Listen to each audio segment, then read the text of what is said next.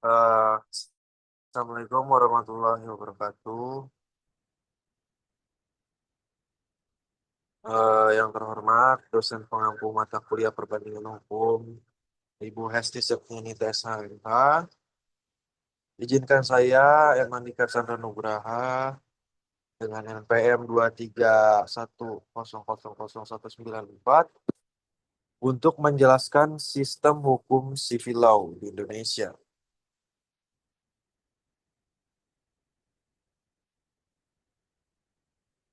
Baik, yang pertama, apa sih civil law itu? Civil law atau legal system adalah sistem hukum yang berakar dari hukum Romawi. Sistem hukum ini memiliki sumber hukum yang berasal dari kodifikasi hukum tertulis atau undang-undang. Civil law legal system berlaku di negara-negara Eropa daratan dan negara-negara jajahannya, termasuk di Indonesia juga. Sistem peradilan ini bersifat inkuisitorial atau hakim ini memiliki peranan besar atau penting dalam mengarahkan atau menggerakkan dan juga memutuskan sebuah perkara.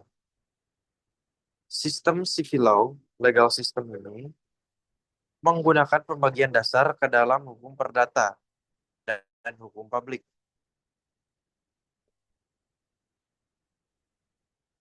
Yang selanjutnya, izinkan saya untuk membahas karakteristik dari civil law. Civil law ini memiliki tiga karakteristik. Yang pertama, adanya sistem kodifikasi atau dituliskan dalam bentuk undang-undang.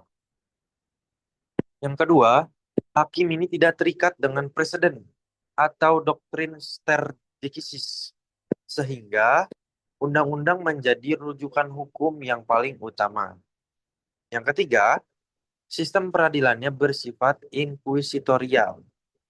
Dan yang keempat, sistem civil law ini memiliki istilah jurisprudens constante yang memiliki konsep serupa dengan asas preseden. Hal ini menghendaki agar hakim perlu kiranya mempertimbangkan secara seksama putusan terlebih dahulu atas perkara yang memiliki kemiripan atas fakta maupun permasalahan hukumnya.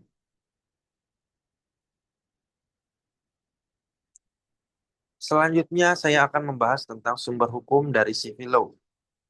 Yang pertama, undang-undang atau legislasi. Undang-undang ini menjadi sumber utama dari civil law. Yang kedua, kebiasaan. Dengan catatan tidak ada peraturan tertulisnya. Dan yang ketiga ada jurisprudensi, ini sumber tambahan. Dan yang keempat yaitu doktrin, yaitu pandangan daripada ahli-ahli hukum. Selanjutnya adalah negara penganut civil law. Negara-negaranya yaitu yang pertama ada Prancis, yang kedua ada Jerman, yang kedua Belanda, yang keempat Spanyol, yang kelima Italia, yang keenam Jepang, lalu ketujuh ada Indonesia, lalu ada Korea Selatan. Dan masih banyak sebetulnya di Afrika dan di negara-negara Amerika Latin. Lanjut ke poin kelebihan dan juga kelemahan daripada civil law. Saya bahas kelebihan dulu. Yang pertama, kepastian hukumnya tinggi atau tertulis karena jelas. Karena tertulis dan jelas itu ya. Jadi pasti. Lalu selanjutnya itu mudah dipelajari karena sistematis.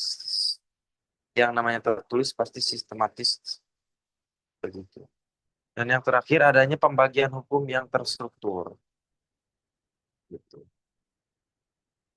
Lalu selanjutnya itu apa sih kelemahan daripada civil law ini?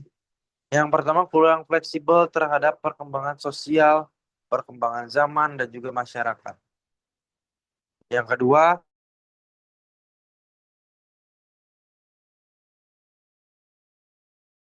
pembaruan hukumnya lebih lambat gitu.